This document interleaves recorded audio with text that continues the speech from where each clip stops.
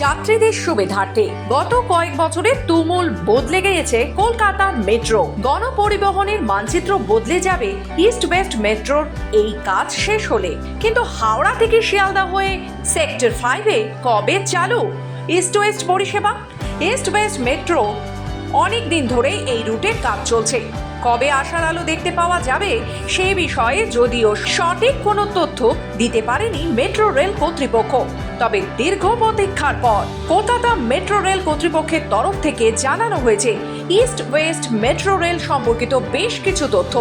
শিয়ালদহ থেকে সেক্টর 5 পর্যন্ত মেট্রো পরিষেবা চালু রয়েছে। অন্যদিকে হাওড়া থেকে ধর্মতলা পর্যন্ত মেট্রো চললেও বউবাজারের লাইনে সমস্যার কারণে শিয়ালদহ জোড়া সম্ভব হয়নি। তবে বউবাজারের রুটে সমস্যা মিটে গেলে বড় সাফল্য পাবে কলকাতা মেট্রো। সেক্ষেত্রে একই সঙ্গে জুড়ে যাবে হাওড়া এবং শিয়ালদহের মতো দুটি বড় স্টেশন, জুড়ে যাবে ধর্মতলা সেক্টর 5ও।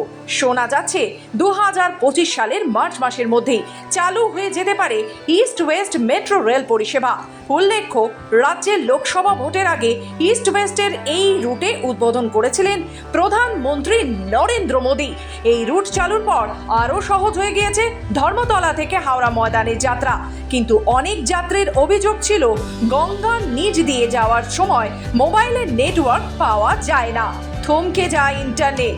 সেই সমস্যাও মিটিয়ে ফেলেছে মেট্রো রেল। এখন থেকে যাত্রীদের যাত্রা হবে আরও শুভ।